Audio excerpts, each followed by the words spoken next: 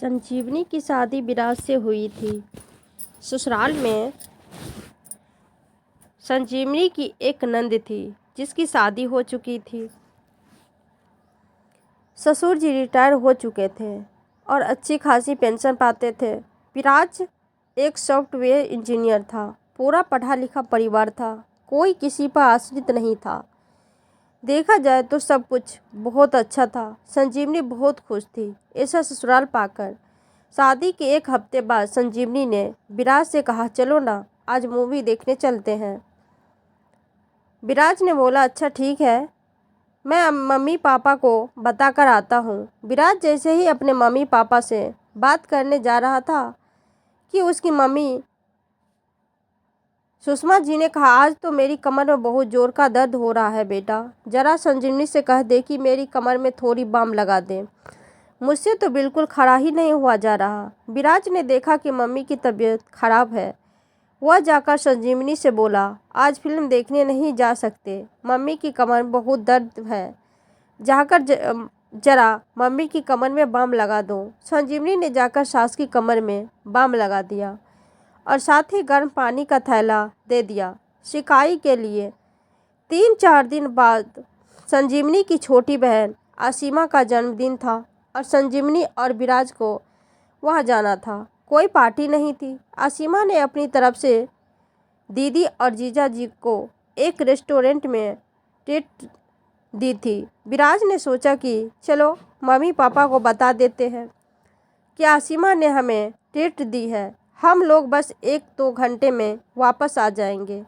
कोई बड़ी पार्टी नहीं, बस उसके कॉलेज के 1-2 दोस्त रहेंगे और हम दोनों। जैसे ही विराज मम्मी के पास गया, उसने अभी अपनी बात शुरू भी नहीं की थी कि सुषमा जी ने कहा, बेटा आज मेरी बहन नेहा आने वाली है अपने भाभी के हाथ का खाना खाने के लिए। शादी में वो रुक नहीं पाई थी तो आज वह अपनी भाभी के हाथों का खाना खा चाहती है, क्योंकि सच में नेहा उसकी शादी में रुक नहीं पाई थी और आज अगर उसने प्रोग्राम बनाया है संजीवनी के हाथ का खाना खाने का तो वह कैसे मना कर देता। इसीलिए उसने संजीवनी से जाकर कहा, आसिमा से बोल दो कि हम पार्टी में नहीं आ पाएंगे, नेहा आने वाली है तुम्हारे हाथ का खाना खाने। वह तुम्हारी इकलौती नंद है, अगर तुम यहाँ से चली गई तो उसे बहुत बुरा लगेगा। संजीवनी को बुरा लग रहा था क्योंकि आसिमा ने बहुत मन से दीदी जीजा जी को पार्टी में बुलाया था, लेकिन अब क्या कर सकती थी। नेहा को भी क्या पता था कि उनके कोई और प्लान है और ना ही सुषमा जी को।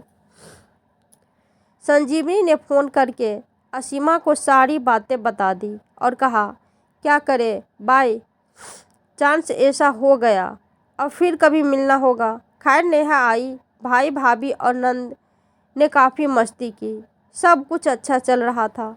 फिर करीब 2 महीने बाद संजीवनी और विराज ने 15 दिन का ट्रिप प्लान किया। पता नहीं क्यों संजीवनी को लग रहा था कि उसकी शादी के बाद से वह कहीं भी अपनी मर्जी से नहीं निकल पाई।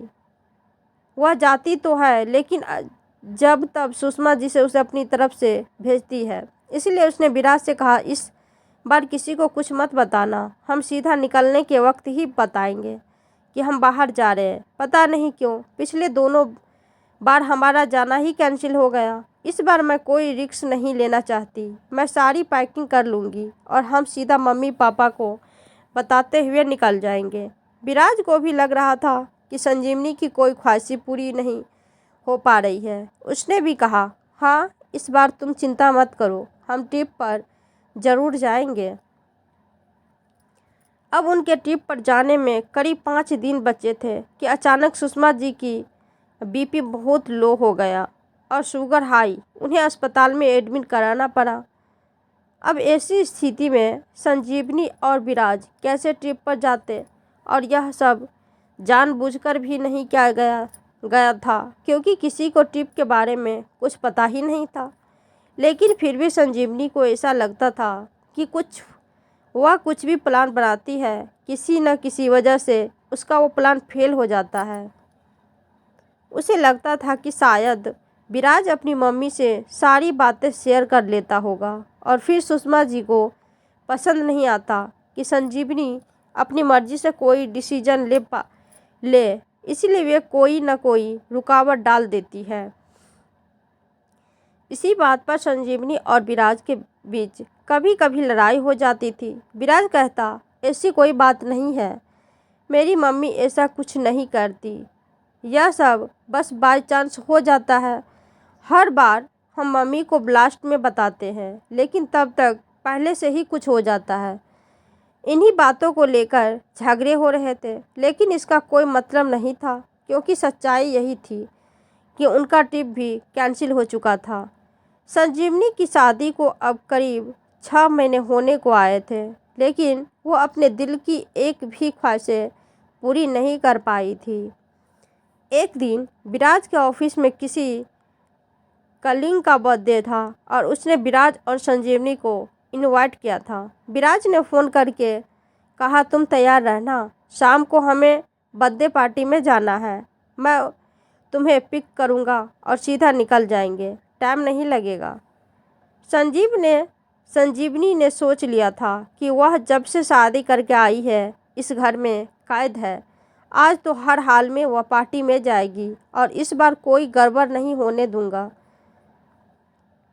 इसीलिए वह चुपचाप अपने कमरे में तैयार हो रही थी और बाहर नहीं आई थी। विराज के आने से पहले ही सुषमा जी संजीवनी के कमरे में आई और बोली, बहू, मैं और तेरे पापा जी बहुत ज़रूरी काम से ताऊ जी के घर जा रहे हैं और कल ही वापस आ पाएंगे, तो घर अंदर से अच्छे से लॉक कर लेना और जब विराज ऑफिस से आ जाए तो दोनों खाना खाकर घर को चारों तरफ से बंद करके अच्छे से चेक करके सोना। आजकल चोरियां बहुत बढ़ गई है, ध्यान रखना। इतना कहकर सुषमा जी और उनके पति ताऊ जी के घर निकल पड़े। संजीवनी कुछ कह भी नहीं पाई। थोड़ी देर बाद विराज आया और चिल्लाया, संजीवनी तैयार हो, चलो, जल्दी लेट हो रहा है। संजीवनी ने गुस्से में अपने कपड़े बदल दिए और बोली, हम कहीं नहीं जा रहे, तुम कोई भी प्लान बनाते हो तो अपनी मम्मी को बताना ज़रूरी होता है क्या? तुम उन्हें बताते हो और वो कोई ना कोई बहाना बनाकर हमारा प्लान कैंसिल करवा ही देती है।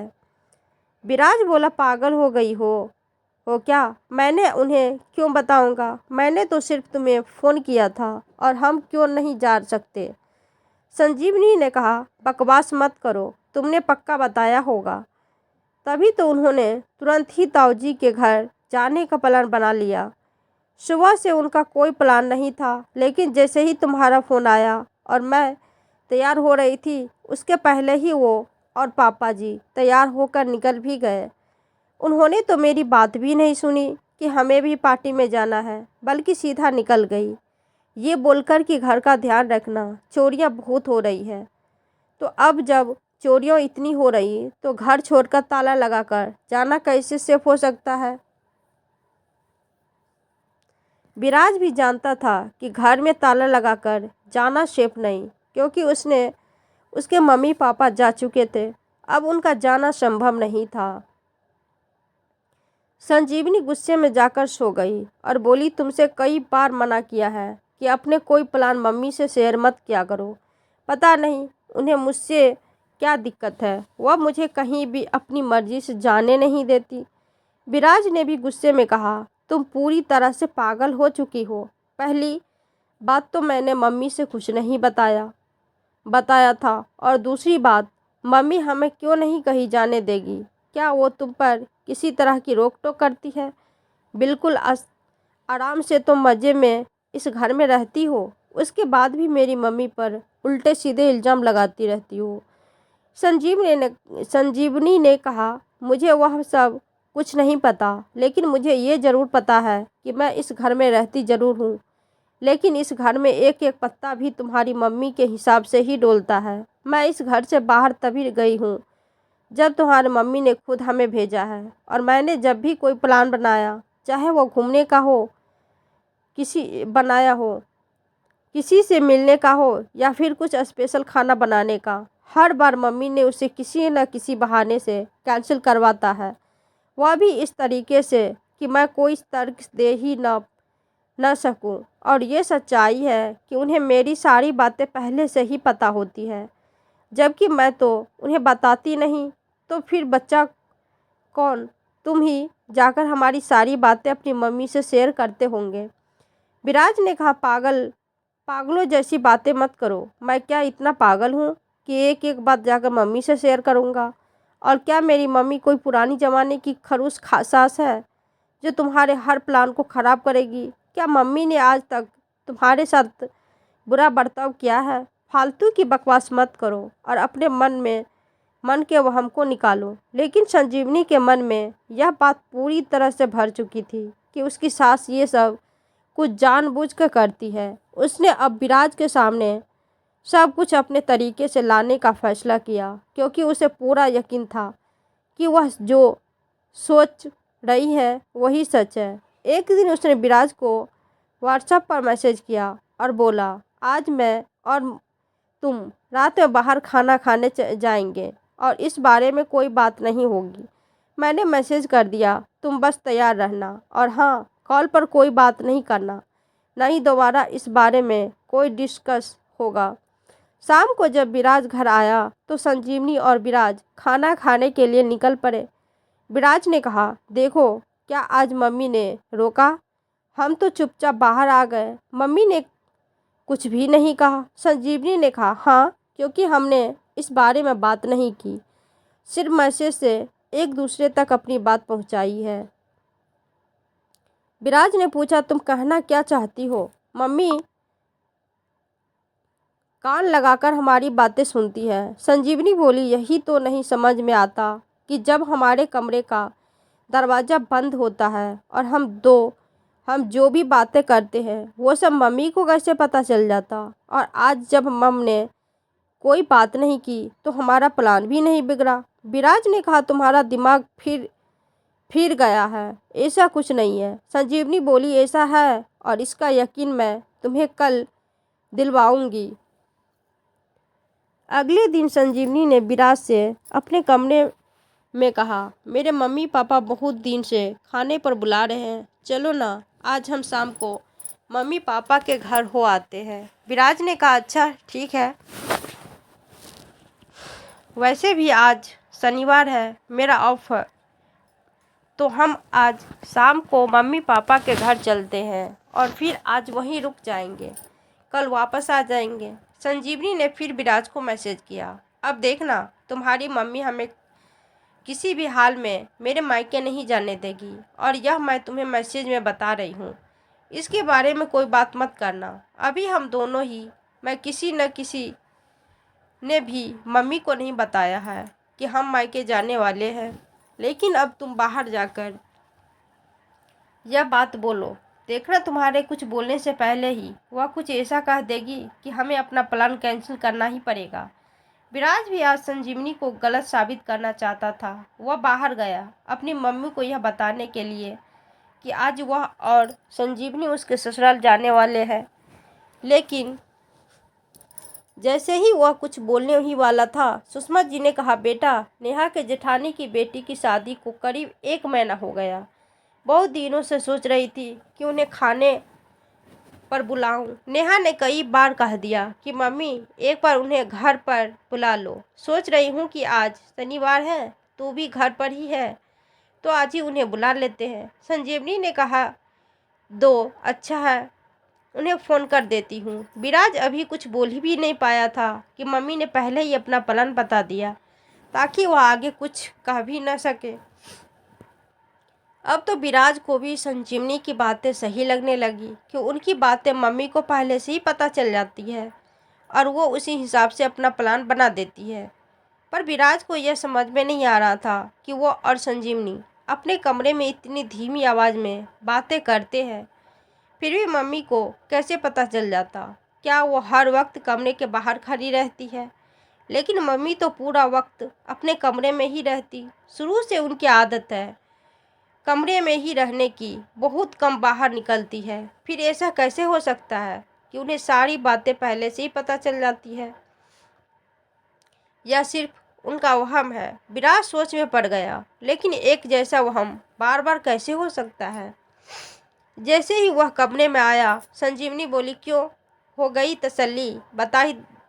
बताती होगी तुम्हारी मम्मी ने अपनी आज की कोई प्लानिंग, जिसकी वजह से अब हमारा जाना कैंसिल हो गया चुका होगा। बल्कि तुम बोल भी नहीं पाए होंगे हमारे प्लान के बारे में, जो कि हमेशा होता है। विराज कुछ नहीं बोला, क्योंकि संजीवनी की कहीं एक एक बात सच थी, पर उसे समझ में नहीं आ रहा था। उसने कहा, संजीवनी, ऐसा कैसे हो सकता है?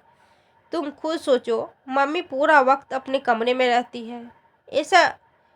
ऐसा हो सकता है कि वो हमारे कमरे के बाहर खड़ी होकर हमारी बातें सुनती है और फिर भागकर अपने कमरे में चली जाती है?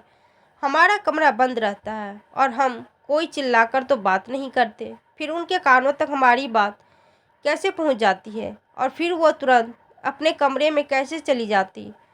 ये सब सिर्फ हमारे मन का वहम है, ऐसा हो ही नहीं सकता। संजीवनी ने कहा, तुम मानो या ना मानो, पर ऐसा है। कोई बात नहीं, अभी तो एक बार हुआ, पर तुम्हें बार बार ऐसा ही मिलेगा कि इस घर में वही होता है जो तुम्हारी मम्मी चाहती है।